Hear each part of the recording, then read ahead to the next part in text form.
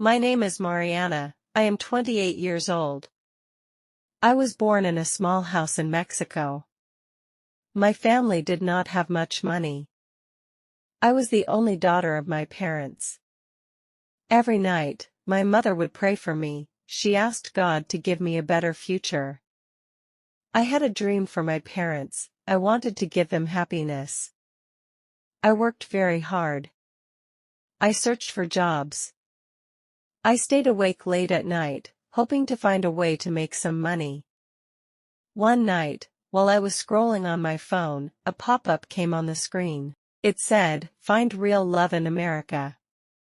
At first, I thought it was silly, but then I opened that app, and that is how I met Daniel, a man from New York. His first message said, "I do not need a perfect girl, I want a real one." From that day, we started talking every day. Slowly, I began to trust him. After a few weeks, he asked me, "Mariana, will you come to America to live with me?" My heart began to beat fast. I was shocked, but I was also excited.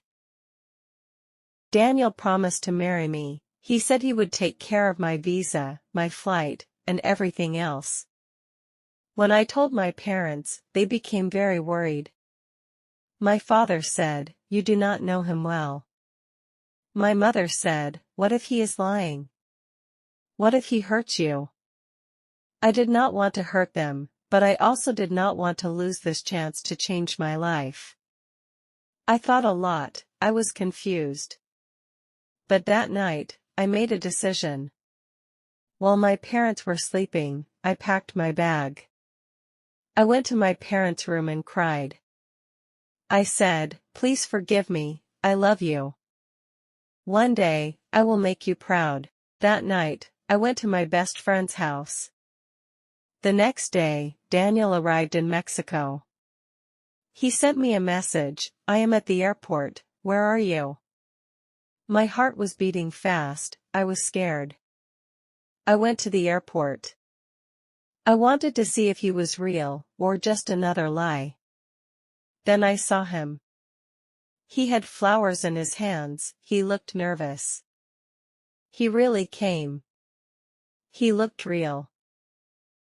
Daniel saw me and smiled. He said, "Mariana, I came for you. Let's start a new life together." I took Daniel's hand, and our new life began. The first few weeks were beautiful. I cooked dinner and cleaned the house. I waited for Daniel every day like a new bride. Each evening, he came home, kissed my forehead, and said, "I am home, my darling wife." I began to believe in love. I thought, maybe I did the right thing.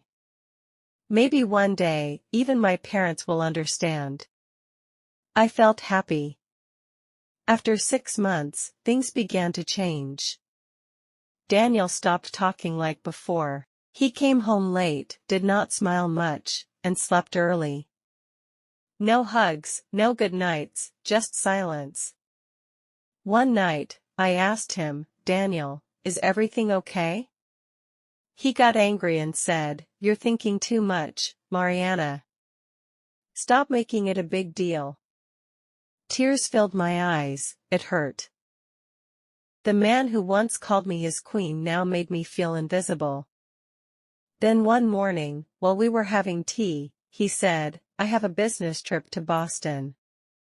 I will be gone for a few days." I nodded and smiled. I packed his bag. I knew something was wrong. Still, I stayed quiet. I wanted to believe everything was fine. I wanted to trust him, but deep inside, I knew my marriage was falling apart. One afternoon, I went to Daniel's office to give him his wallet, but he was not there. I walked by a coffee shop and stopped. I looked through the window, and my heart broke. Daniel was inside. He was sitting with another woman. She was holding his hand. They were laughing and smiling. Then, he kissed her, right there in public, like he did not have a wife, like I was never a part of his life. I felt weak. I could not move, I could not cry. I just stood there, watching my husband act like I never existed. I understood the truth. I was not his wife, I was not his love. I remembered my parents' words. Maybe they were right, maybe he was never mine. I ran home and cried like a child, asking myself what I had done wrong. Hours later, he came back home like nothing had happened. I asked him, "Who is she?" He looked at me and said, "She's the one I love, not you. You were just part of my immigration plan, Mariana.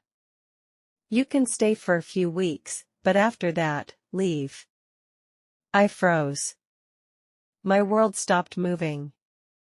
I wanted to scream, I wanted to cry, but I said nothing. I went to my room, opened a drawer, and found the letter my mother gave me when I left home.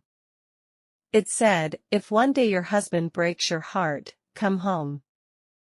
We will still be waiting." I held that letter and cried. My husband left me for another woman so easily. I had no green card, no job, no family, no home. I was alone in a big country that did not even know my name. I found a small shelter home for women. Why did I leave my mother? Why did I trust him? Is this all my fault? I felt broken, I felt lost. My eyes were full of tears. I had no job, no passport, no money, and no one to help me. I had to become my own hero. So, I began to work hard. I began making handbags and dresses. I worked with my hands all day, I just wanted to survive. I created an Instagram page. I was nervous, but I posted pictures of my work, my bags, my dresses. At first, no one noticed, but slowly people began to like, comment, and message me. I named it Mariana Designs. I worked hard every day. 2 years later, I opened my own shop. One day, I was at my store when suddenly I saw Daniel. I froze. We both stared at each other, shocked. He looked old and tired. He said, "Mariana, I was wrong. She left me. I lost my business, I lost everything. Please, I need you. Give me one more chance." I looked at him, but in my mind, I saw the nights I cried, the pain he gave me. He did not just leave me, he broke me. I said loudly, "This man is following me. He is making me feel scared." People stopped and looked. Daniel shouted, "She is lying. She is my wife. I love her." He tried to touch my hand. I said, "He touched me without my permission. I want to file a case." The police came. Daniel cried, "Please, Mariana, don't do this." I said to him, "You hurt the girl who loved you. This is not revenge, this is justice."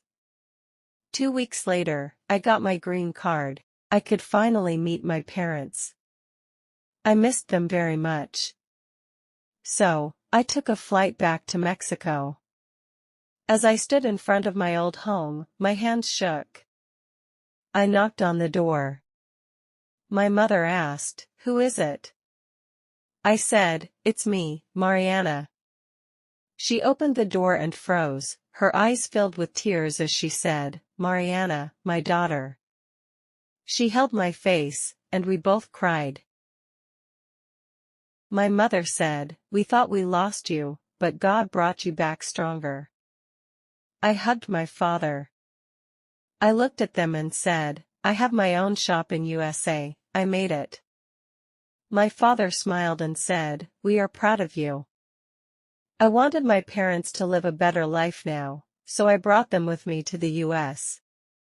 I gave them comfort, care, and love just like they once gave me. Months passed. One day, I got a call from the police.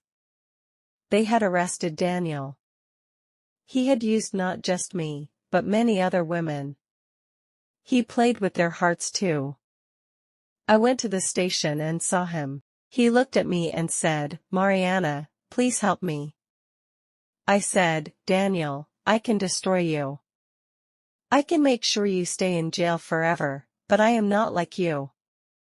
I don't carry hate. I forgive you, and I don't wish to see you ever again." I walked away without looking back. I did not feel pain, I felt peace. Never trust blindly. Never leave your parents for a stranger. Your parents are not your enemies, they are the only people who always want the best for you. If you liked this story, please like, comment, share, and subscribe.